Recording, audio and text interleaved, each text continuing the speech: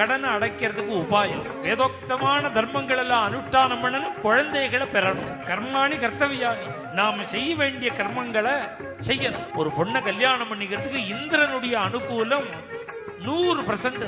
கல்யாணம் எதுக்கு பண்ணிக்கிறதுன்னா இந்த தர்மங்களை பண்றதுக்கு தான் கல்யாணம். இப்போ ஒரு பிராமணன் வேதம் சொல்றதுக்கு அவங்கிட்ட இருந்து ஆரம்பம் இல்லை.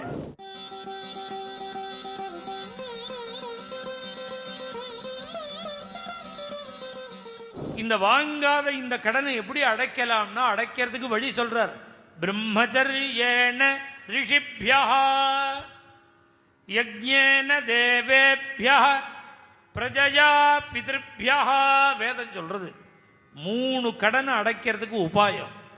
நீ உபநயனம் பண்ணிண்டு சமாவர்த்தன பர்யந்தம் விவாக பர்யந்தம் நீ பிரம்மச்சரிய தர்மங்கள்ல நீ லோபம் இல்லாமல் அதை சரிவர அனுஷ்டானம் பண்ணினேன்னா ரிஷி கடன் ரத்தாள். கல்யாணம் பண்ணிண்டு கர்மாணி கர்த்தவியாதி, நீ சங்கல்பமே அதான் கல்யாணத்துக்கு.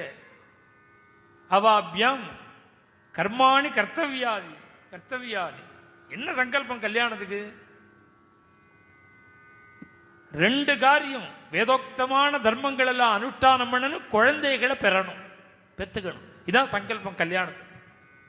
பிரஜாச்ச உத்பாதித்தவியாக.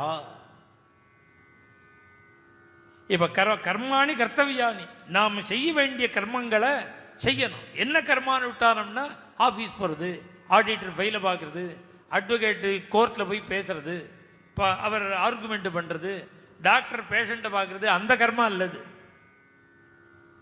என்ன கர்மான்னா கல்யாணம் ஆச்சு அப்படின்னா உபாசனம் பண்ணணும். உபாசனம் ரிஷிகள் தேவதைகளுக்கு ஆகுதி. யஜ்ஞேன தேவேப்யஹ அஸ்மாகமிந்திர உபயம் ஜுஜோஷதி. வேதம் சொல்றது இந்த விவாக விஷயம் சொல்லும் பொழுது இந்த பையனும் பொண்ணும் கல்யாணம் பண்ணிக்கிறதுக்கு இந்திரன் ரொம்ப அனுகூலமா காரியங்களை பண்றான்.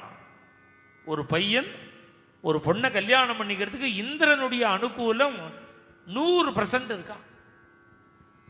அதனால பொக்கு பொக்குன்னு கல்யாணம் ஆயிடும். இப்பெல்லாம் கல்யாணம் ஆக மாட்டேங்கிறது. அன்னைக்கு எல்லாம் அனுகூலமா இருந்த இந்திரன் இப்ப என்ன ஃபாரினா போயிருக்கான். இன்னைக்கே நடக்க மாட்டேங்கிறது. இந்திரன் கல்யாணம் பண்ணி வச்சு அப்படியே சோர்ந்து ஏமாந்து போயிட்டானா. ஏன்னா நல்ல பொண்ணை கல்யாணம் பண்ணிட்டா யாகம் பண்ணுவா. இந்திர சோமம் பிபது, இந்திரனுக்கு அவிர்பாகங்கள்லாம் கிடைக்கும். அப்படி நமக்கு நிறைய சௌக்கியங்கள் கிடைக்கும். இவன் யஜ்யங்கள்லாம் பண்ணி யாகங்கள்லாம் பண்ணி நமக்கு கிடைக்கும் அப்படிங்கிற ஆசையில பண்ணி வச்சு எல்லாரும் அன்னைக்கு யாகம் பண்ணிட்டு இருந்து தர்மங்கள்லாம் பண்ணிட்டு இருந்து அப்படியே கொஞ்சம் கொஞ்சமா விட்ட உடனே அழுத்து போயிட்டானா இந்திரன். இனிமே இவனுக்கு கல்யாணம் பண்ணிட்டு இவனு பண்ணிண்டா என்ன, இவன் கல்யாணம் பண்ணிக்காம சந்தியில நின்னா நமக்கு என்ன அப்படின்னு அலுப்பு வந்துட்டு தான் இந்திரனுக்கு. கல்யாணம் எதுக்கு பண்ணிக்கிறதுன்னா இந்த தர்மங்களை பண்றதுக்கு தான் கல்யாணம் பண்ணி உபாசனம் பண்ணி அதுக்கப்புறம் யஜ்யம் பண்ணணும். 40 சம்ஸ்காரம்னு கேள்விப்பட்டிருப்பேன். 48 சம்ஸ்காரம் மொத்தம். அதுல 40 தான் சம்ஸ்காரம். அஷ்டவு ஆத்மகுணாகான்னு 8 ஆத்ம குணங்கள். சம்ஸ்காரம்னா பண்படுத்துறது, நம்மளை பண்படுத்துறது சம்ஸ்காரம்னு. இப்போ ஒரு பிராமணன் வேதம் சொல்றதுக்கு அவங்கிட்ட இருந்து ஆரம்பம் இல்லை, அவ அப்பா அம்மாவோட கல்யாணத்திலேருந்தே ஆரம்பம். அதுக்கப்புறம் இவன் உண்டாரத்துக்கு உள்ள கர்ப்பாதானம், பும்சவனம், சீமந்தம், அதுக்கப்புறம் தான் இவனுக்கு ஜாதகர்மாலேருந்து இவனுக்கு ஆரம்பம். இவன் பிறக்கிறதுக்கு முன்னாடியே 3 சம்ஸ்காரம் இவன் அப்பா அம்மாவுக்கு ஆயிடுறது.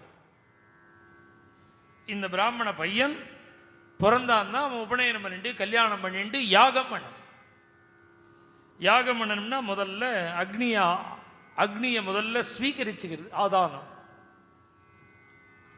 சோமயாகம், இப்படின்னு 7 யாகங்கள். இதெல்லாம் அன்னைக்கு பாரத தேசத்தில் உள்ள அத்தனை பிராமண வர்க்கமும் பண்ணிட்டு இருந்தா. மேலும் இது போன்ற சிறப்பான நிகழ்ச்சிகளை காண இப்போவே லைக் பண்ணுங்க, ஷேர் பண்ணுங்க, மறக்காம சப்ஸ்கிரைப் பண்ணுங்க.